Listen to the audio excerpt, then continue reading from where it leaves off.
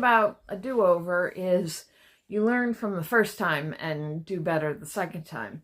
So this time I was, instead of having the wire mesh come around the backside and trying to fold it around all these knobs and notches, I turned it around and cut and folded it to fit in on the inside. And that makes me a lot happier because these edges are sharp-ish where the nubs stick up from where I had to cut the wire. And I was worried, not that they're going to get up there that high this early, but that the chickens would end up scratching themselves on it and getting hurt. So this way, I'll be the one scratching myself on it and getting hurt. I may just put duct tape over it just to protect the edges, but I may not. We'll see. So, and I had to splice it a little bit in the middle because it wasn't quite long enough to cover the whole thing. So I took the wire off of one of the lids, the lid that shattered so much the first time, because I don't like that lid. So now I can throw it away guilt-free. I'm going to keep the other one because even though it's too small for 20 chicks, I think if I had a sick chick or when they get older, sick chickens, it'll be a good spot to stash them as kind of a nursery medical first aid center storage area for them to keep an eye on them and quarantine them from the other chickens if there's a problem. Hello, I'm talking to the people right now.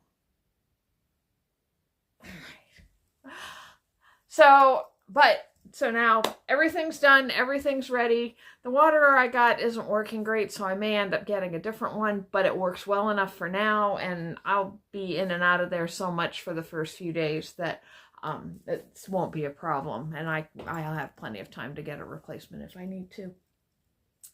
So now we just wait. I've got a couple hours till lunch, and then we'll go back to moving dirt, because I still have to get those 2 beds done today.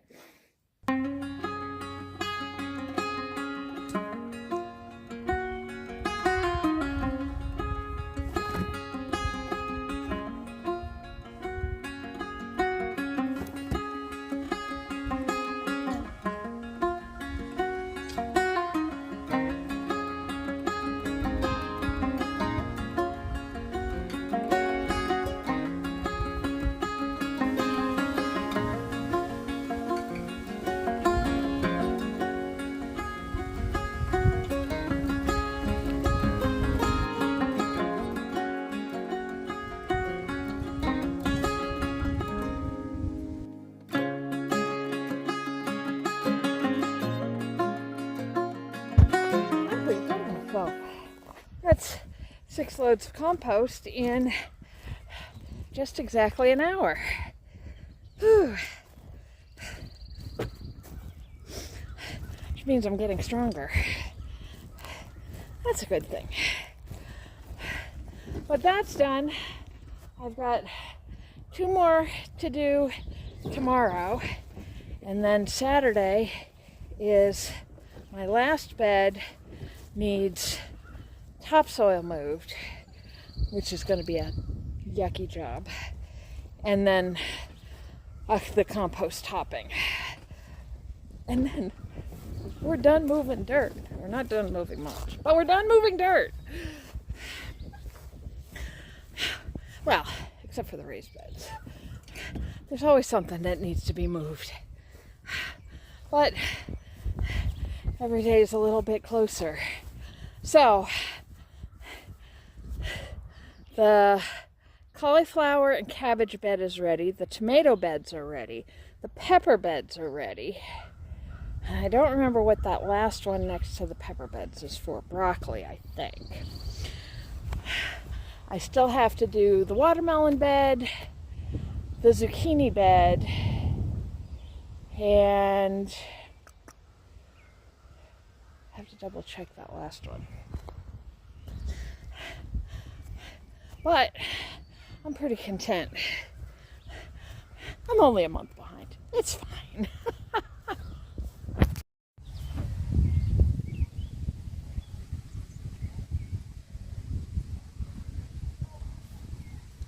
Since I got all of my must-dos done at lunchtime, now I get to do the I want to do's, and the I want to do is those. It's going to be more dirt moving, but that's okay because it means I'm going to get to plant flowers. So I'm going to load up some compost, open up some of these big bags of peat moss, and get started making some flower beds.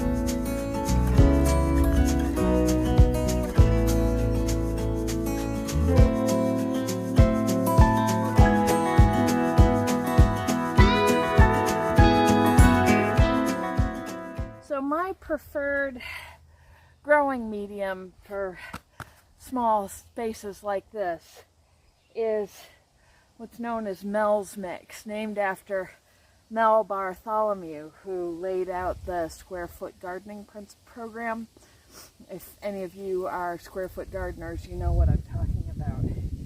Mel's Mix is a combination 1/3 peat moss, 1/3 vermiculite, and 1/3 compost, preferably 5 different kinds of compost, so that you get a variety of nutrients that come in from the different kinds of animals and sources that have made the compost. So in previous years I've had horse manure, cow manure, chicken manure, mushroom compost, which is fabulous, and leaf mold, which makes a great rich compost. I have not been able to find leaf mold or leaf compost anywhere in this area, and I've got all this horse manure. The vermiculite allows better drainage. Unfortunately, it now goes for $50 a bag, and it would take half a bag to do one of these beds. That's $400. I can't afford that. So we're gonna do the best we can with what we've got. We've got this really good horse manure, and I've done that 2/3 manure to 1/3 compost. Hey, sweetie. Or to 1/3 peat moss. And so that should let it drain well, A, because it's a raised bed, so it should drain better anyway. And the peat moss is going to help retain moisture. Once I get it all planted, I'll also mulch it good. Excuse me, this is not a litter box. That's going to be something I have to watch out for with these monsters. but all of those things together should help these be fairly productive beds. The goal is for each bed to have a combination of flowers, herbs, and bulbs, all of which I have some up on the porch and in the back of the house. And then whatever I find that I fall in love with, I can just tuck into these beds. It's not planned, it's not organized, it's not formal. It's just for beauty and enjoyment. The vegetable garden is my working garden. This is my playing garden. I'm not gonna go full hog on this right now. I may do this other bed just to get this bag empty, but I need to make sure I have enough compost left to finish off the garden beds. So that has to be my priority. I can get another load. In fact, I probably will get another load of compost just to finish off the gardens, the trees, anything else that I feel like needs topping up. So I'm gonna wait and get those beds finished before I do too much more of this. Somebody is always, doesn't matter what I'm doing, if I'm working on something, he wants attention. If I make time to give him attention, he wants nothing to do with me. All right, let me get this other bed done and maybe we can get some stuff in here today.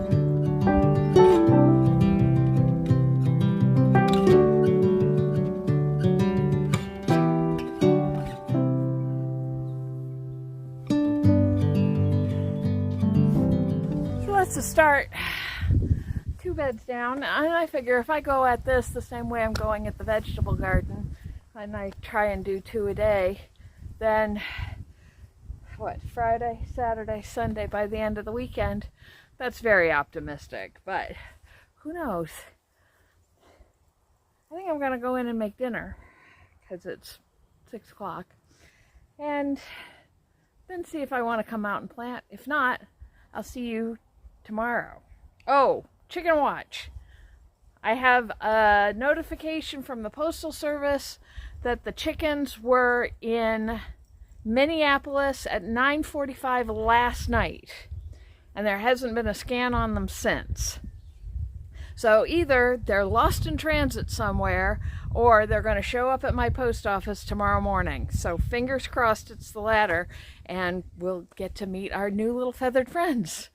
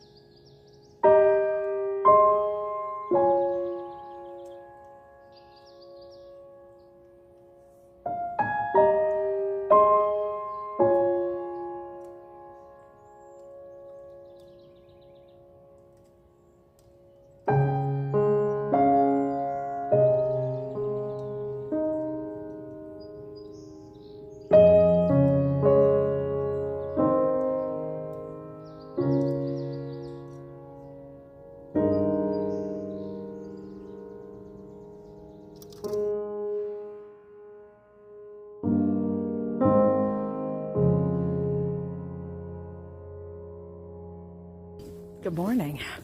Ooh, that sun is bright this morning. So I got my assigned tasks done already. Hallelujah. So now I just have one bed left to do, which I'm grateful for because I'm running out of ways to make that part of these videos interesting at all. But that's okay. I've got other things going on today. It should be chicken day today. The UPS or the Postal Service website updated to say that they are in Syracuse as of 12:30 last night, I think. Which means they should be coming to my post office today. So we're going to cross our fingers.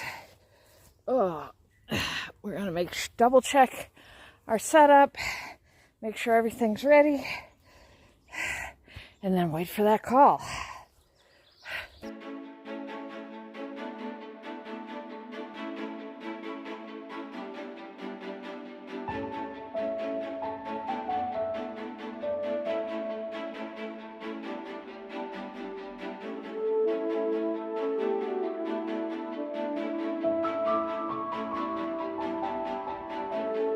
As predicted, they are here, and I am on my way up to Burlington Flats Post Office to pick them up.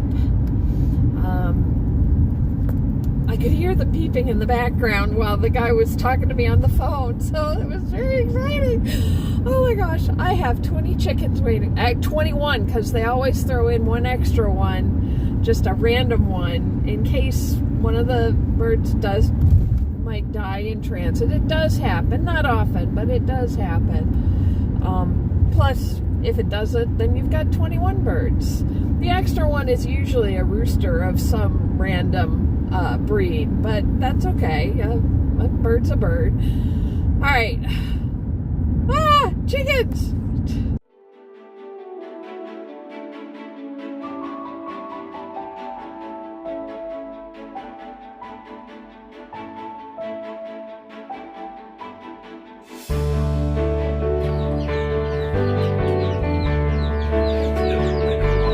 I bet.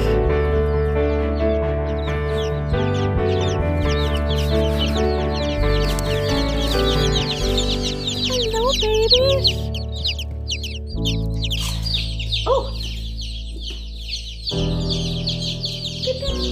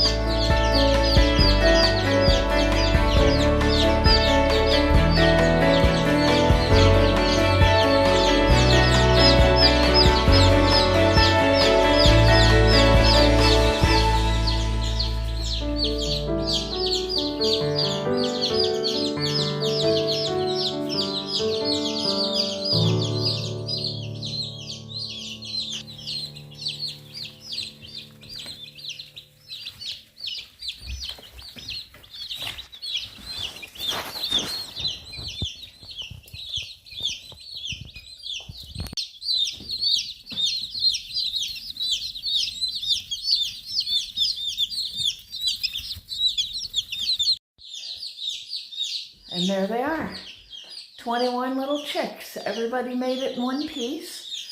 My free guy, I'm not sure what he is, but he's got feathery little feet. And he's kind of small. He was kind of wedged in the corner of the box, kind of getting trampled on by the other chicks. So I don't know how well he's going to do, but he's hiding under the warmer plate right now. he was shaking a little bit. I don't know if that was scared or cold, but we'll get him warmed up. So you can see they've got water. And the first thing I did when I took them out of the box is I had to dip their beaks into the water so they knew where the water was. And then this jar here has their feed in it. I don't have to start giving them grit for a couple of weeks when they start eating grass and things like that that need the grit to help grind it up. Because chickens don't have teeth. But what they have is they have a muscle group in their throat, their crop, and they eat rocks and grit, and that collects in that crop. And then when they eat grass and bugs and whatever, the rocks are what grind their food up so they can digest it. But at this point, since they're just eating crumbles, and you can see they're already diving right in, they are ready for it. So I don't need to worry about the grit just yet.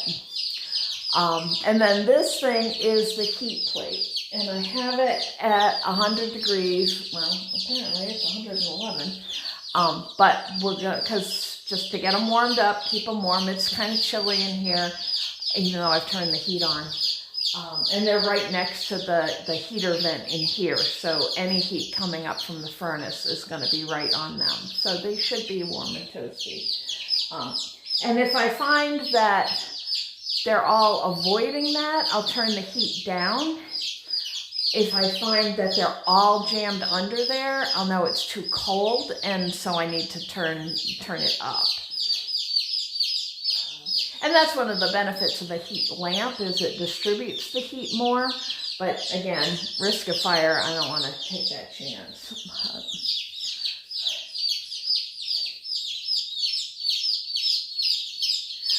The cats decided to make a break for the outside, so neither one of them know that these birds are here yet.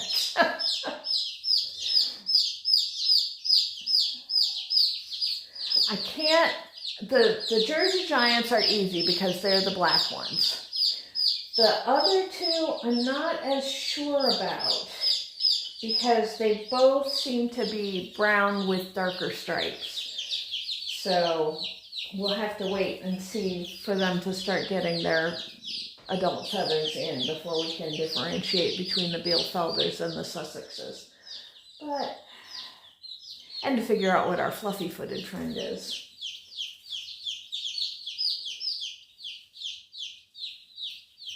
They won't get names for a while because I've got to get to know them, but I think the Bielefelders are all going to be Star Trek characters, and the Sussex are going to be all Star Wars characters. And I got to figure out what the Jersey Giants are going to be. Since they're mostly intended for food, I don't want to get too connected to them.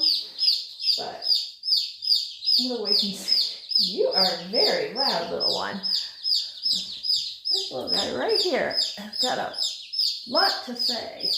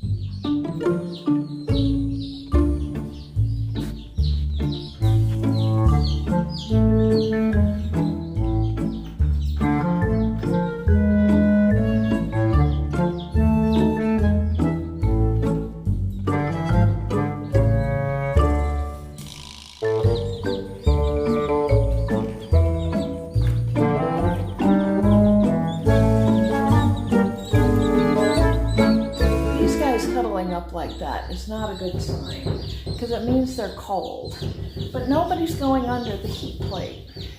Now this is the one I got secondhand at the auction at the Homesteading Festival.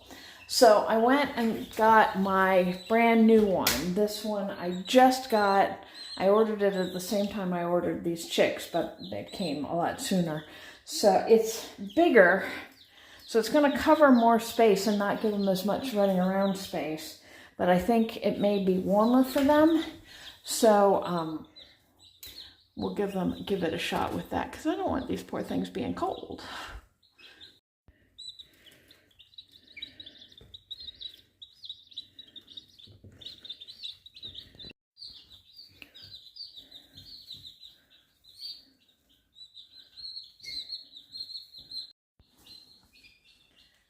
I can't tell if they just prefer the sunlight or they are too dumb to figure out that it's warm under the hot plate. This one does feel warmer to the touch.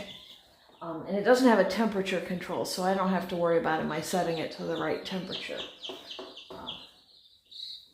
But they're all just cuddling up with each other, but staying in the sun. So again, I can't tell if they just prefer the sunlight or they just haven't figured out that it's warm somewhere else. But the sun's gonna go away in a few hours, so we'll keep an eye on them tonight. And in case you hadn't noticed, Gimli has figured out that there's something in here, and he wants in very badly now.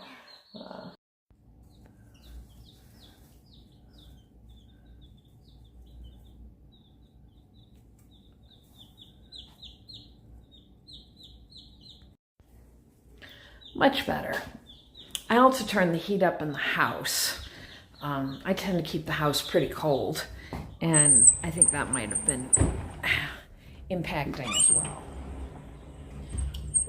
So I cranked it up to 68, and I can keep that up for a little while. And with the new heat plate, they seem to have figured it out. So now we see how everybody does for the next 24 hours.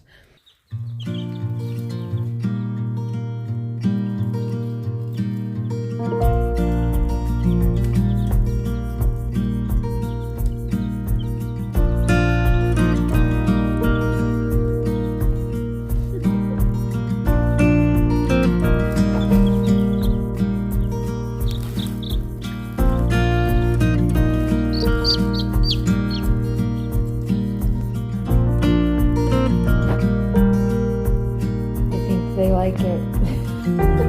They're all cozied up inside.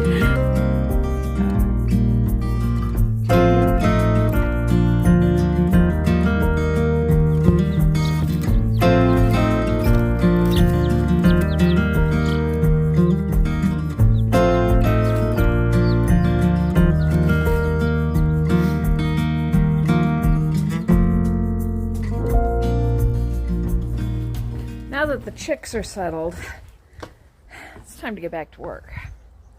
And I'm caught in between, in that uncomfortable space between what I want to do and what I ought to do. I only have one bed left in the vegetable garden. So it really doesn't make sense to work on that when I could just get this done and not have to worry about it anymore. So that's what we're gonna do.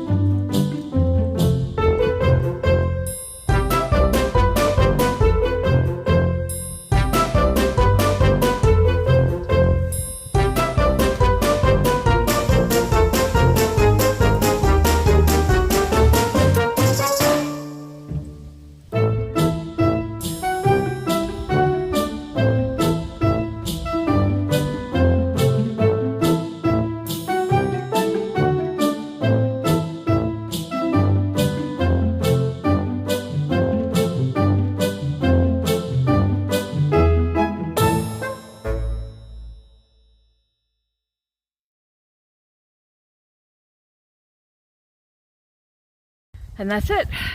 That's the garden beds done. I still have to do the mulching, but that's not happening this weekend because, no, I got other things I want to do.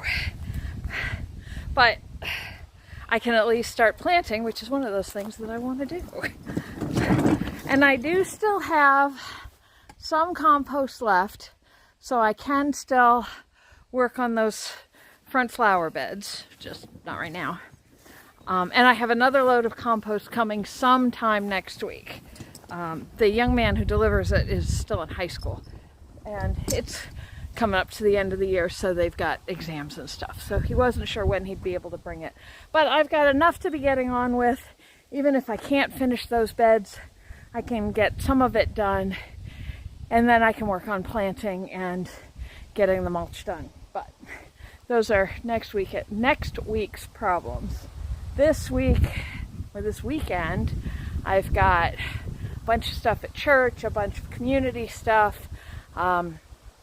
We do have a big project tomorrow that I'm excited about. I'm expanding the size of my bridge. My handy guy is going to come and help me with that. Hopefully he shows up. He has a sketchy reputation for showing up. When he does show up, he's great. It's just getting him to show up. But I think we're going to call it there because we got a lot done in the last few days. But I hope you'll come back tomorrow and see what we get up to next. Take care, everybody. Have a good one. Bye-bye.